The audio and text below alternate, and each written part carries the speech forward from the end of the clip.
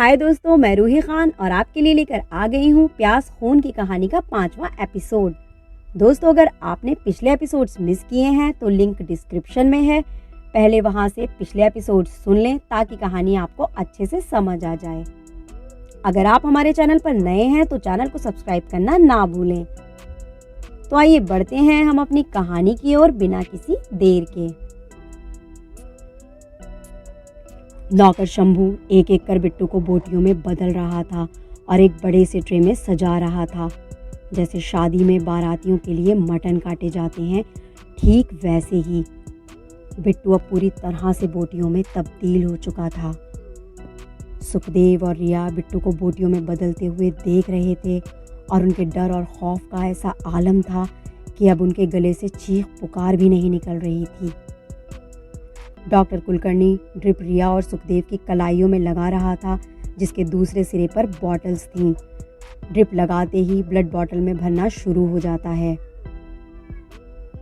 क्यों कर रहे हो ये सब? हम तुम्हारे बेटे के दोस्त हैं। वो हमें अभी ढूंढ ही रहा होगा और अगर हम उसे नहीं मिलेंगे तो तुम क्या जवाब दोगे अपने बेटे राकेश को?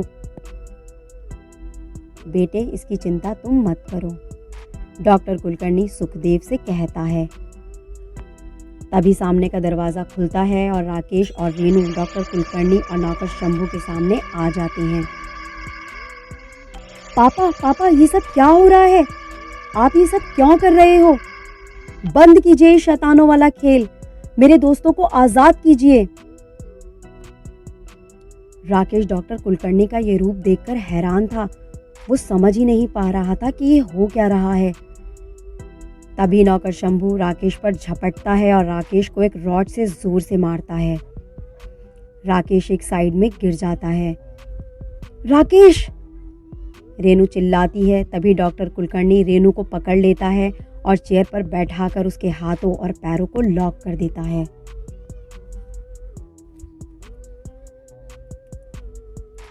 रेनू डर और सदमे में थी, जिसकी वजह से वो ज्यादा प्रतिरोध नहीं कर पाती है।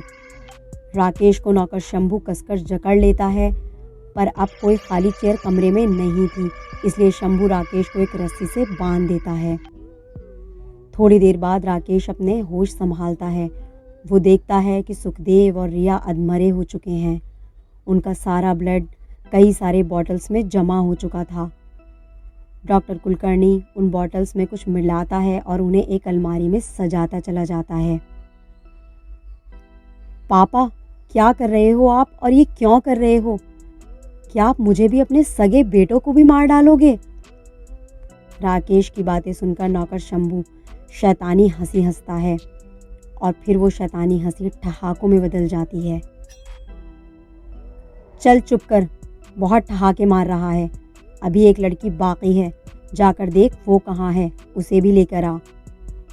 डॉक्टर कुलकर्णी नौकर शंभू को डांटते हुए कहता है। एक एक करके सब कुछ शिकार होने आ रहे हैं मालिक, वो भी आती ही होगी, शंभू कुलकर्णी को जवाब देता है।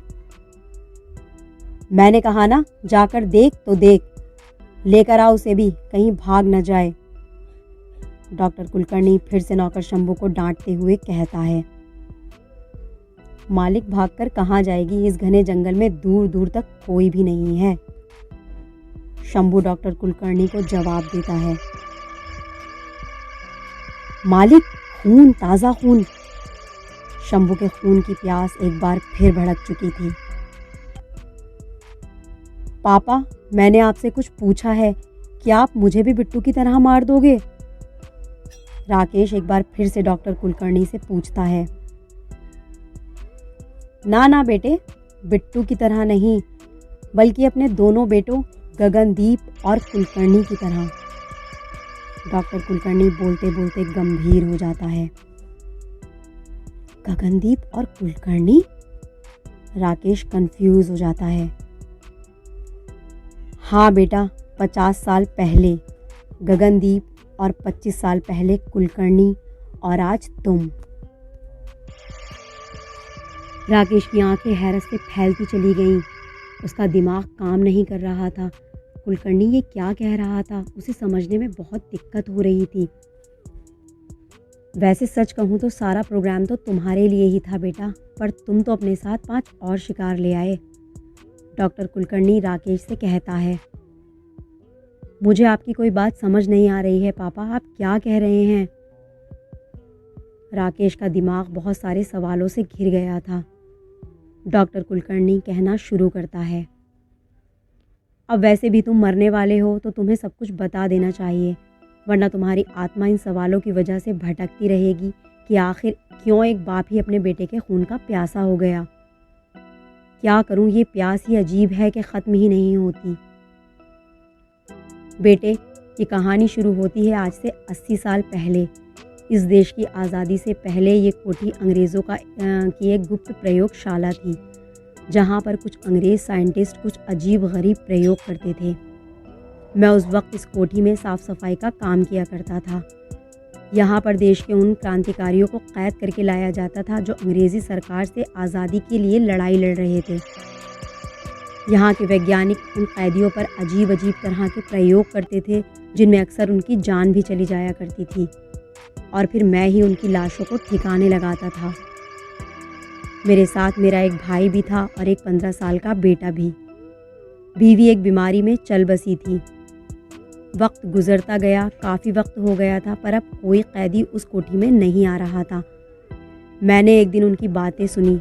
वो 3 साइंटिस्ट थे, स्टेफन, टॉम और जॉन। हम अपने प्रयोग की सक्सेस के बहुत ही नज़दीक पहुंच गए हैं, पर ब्रिटिश गवर्नमेंट ने हमें प्रयोग बंद करने के आदेश दे दिए हैं। उनका कहना है कि ये गैर मानवीय प्रयोग हैं। स्टेफन अपने दोनों साथी साइंटिस्ट से कहता है। पर हम अपनी कामयाबी के बहुत नज़दीक पहुंच गए हैं, बस कुछ दिन और चाहिए थे हमें, जॉन कहता है। पर अगर हमें कैदी मिल भी गए तो अब हम कामयाब नहीं होंगे, क्योंकि हमारी रिसर्च के अनुसार हमें कोई ऐसा इंसान चाहिए जिसकी फैमिली हो, टॉम अपने दोस्तों से कहता है। तभी स्टेफन अपने दोस्तों से धीरे से कुछ कहता है जो मैं ठीक से सुन नहीं पाया था। फैमिली तो हमारे घर पर ही है, स्टेफन बहुत धीरे से कहता है। कुछ दिन बीत गए। एक दिन अचानक मेरा 15 साल का बेटा कहीं खो गया। हमने उसे बहुत ढूंढा पर वो नहीं मिला। हमें लगा कि जंगल में शायद किसी जंगली जानवर ने उसे अपना शिकार बना लिया। मैं, मेरी बीवी और मेरा भाई, हम लोग अपने बेटे बलराम के गम में बहुत ही गमगीन थे। उस दिन मैं शाम को ऐसे ही गम में बैठा हुआ था। बलराम के को गायब हुआ 4 दिन गुजर गए थे। स्टेफन और उसके बाकी दोस्त शराब में बिजी थे। स्टेफन ने मुझे अपने पास बुलाया। रामू, इधर आओ। हाँ रामू, उस वक्त मेरा पूरा नाम रामनाथ शर्मा था, पर नौकर होने की वजह से रामू यही नाम पड़ गया था मेरा। मैं स्टेफन के करीब गया। ये लो अंग्रेज़ी वाइन, अपने बेटे के गम से तुम्हें राहत मिलेगी। स्टेफन ने मुझे एक शराब की बोतल पकड़ाते हुए बोला।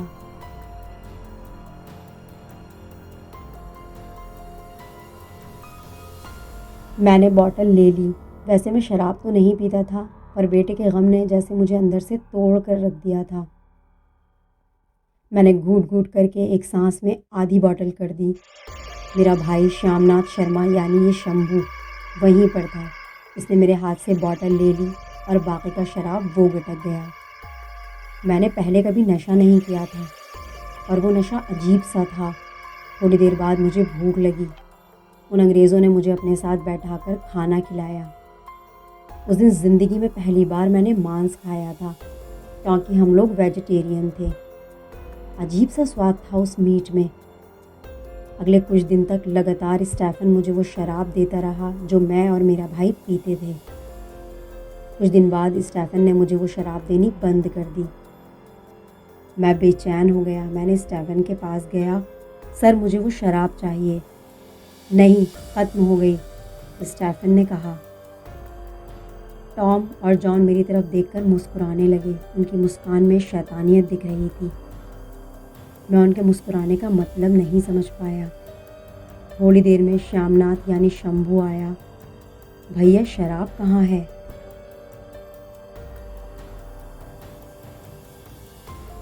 मैंने स्टेफन के कॉलर को पकड़ लिया। सर बताएं मुझे क्या था वो मुझे हर हाल में चाहिए, मैंने स्टेफन से पूछा। इडियट, वो तुम्हारे बेटे बलराम का ब्लड था और वो मांस भी उसी का था जो तुमने उतने मज़े लेकर खाया। जॉन ने मुझे स्टेफन से दूर हटाते हुए दीवार पर दे मारा। दीवार से सर टकराने से पहले मैंने जॉन की सारी बात सुन ली थी। दीवार से सर पर चोट और जॉन की बात दोनों के मिले जुले असर की वजह से थोड़ी देर के लिए मैं अपना होश खो गया था। जब होश आया तो हर तरफ खून ही खून था। श्याम यानी शंभू ने तीनों अंग्रेज़ स्टेफन, जॉन और टॉम को कत्ल कर दिया था। जॉन की कही बात शंभू ने भी सुन ली थी। शंभू ये बात बर्दाश्त नहीं कर पाया कि उन जालिमों ने हमारे बच्चे को मारकर उसका ब्लड और मांस हमें ही खिला दिया। पर उन्होंने ऐसा किया क्यों था? क्या ना चाहते हुए हम भी उनके प्रयोग का हिस्सा बन गए थे? जमीन पर बिखरे पड़े खून को देखकर मेरी प्यास बढ़ गई थी।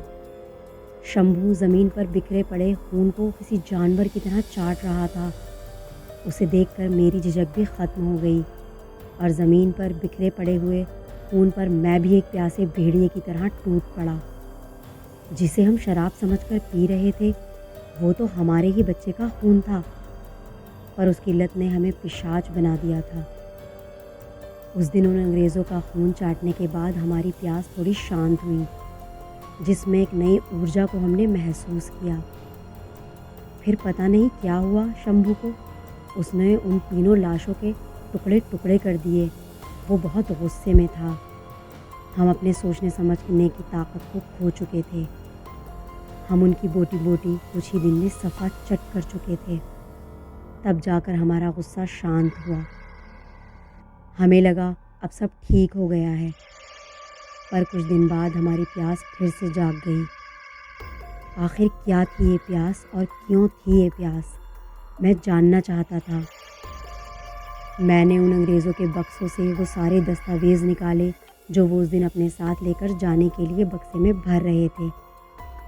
मैं पढ़ा लिखा था, मुझे इंग्लिश भी पढ़ना आता था। उन दस्तावेज़ों में मैंने जो पढ़ा वो रोंगटे खड़े कर देने वाला था।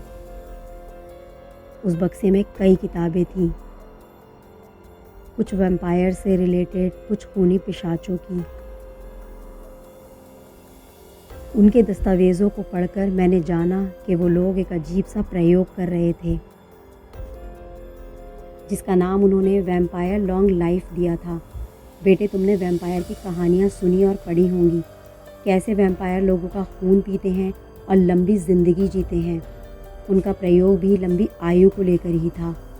वो दरअसल लंबी ज़िंदगी का राज जानना चाहते थे, पर वो कभी सफल नहीं हो पाए और अपने आखिरी प्रयोग की सफलता देखने का उनके पास टाइम भी नहीं बचा था। देश आज़ाद होने वाला था और उन्हें देश छोड़ना था, ये जाने बगैर कि उनका आखिरी प्रयोग सफल हो चुका था। उन दस्तावेज़ों में मुझे एक डायरी मिली जिसमें प्रयोग के हर दिन का ब्यौरा था। एक एक स्टेप डिटेल्स में लिखा हुआ था। उस डायरी में मुझे एक ख़ास फार्मूला भी मिला, जिसके तहत इंसानी खून से लंबी ज़िंदगी जीने का फार्मूला बनाया जा सकता था। ये सब पढ़कर मुझे बहुत बेतुका लगा और मैंने कुछ दिनों के लिए वो सब अनदेखा कर दिया। कुछ दिन बाद हमारी प्यास फिर से जागी तो शंभू ने किसी राह चलते मुसाफिर को पकड़ लिया। फिर मेरे दिमाग में ख्याल आया कि अगर खून पीना ही है तो क्यों ना उस फार्मूले को यूज़ किया जाए, क्योंकि हमें जो स्वाद चाहिए था और जो हमारी प्यास बुझा सकता था वो उस फार्मूले में ही था। क्योंकि अंग्रेज़ों के खून में मुझे वो स्वाद महसूस नहीं हुआ था। उस फार्मूले के हिसाब से मैंने एक इंजेक्शन तैयार किया और वो इंजेक्शन उस ज़िंदा इंसान को दिया।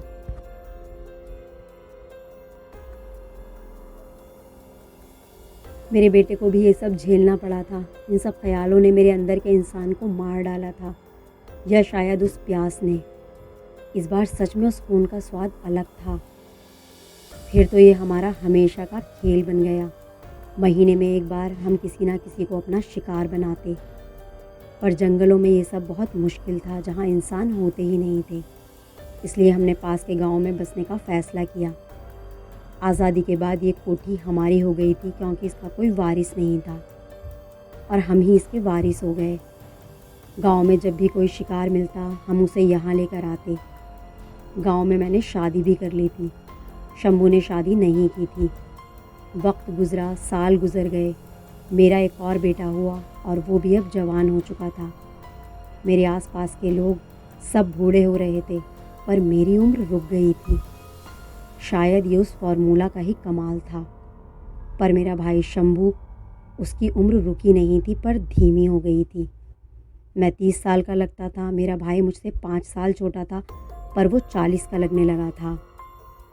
मैंने अपनी दाढ़ी मूंछ बढ़ाना शुरू कर दी ताकि मैं भी थोड़ा ज़्यादा उम्र का दिखूं, जिससे कि किसी को मुझ पर शक ना हो। पर एक दिन, भैया आप वैसे के वैसे ही जवान हो जबकि मेरी उम्र धीरे धीरे ही सही पर बढ़ रही है। आप क्या धोखा कर रहे हैं मेरे साथ? शंभू ने मुझसे कहा।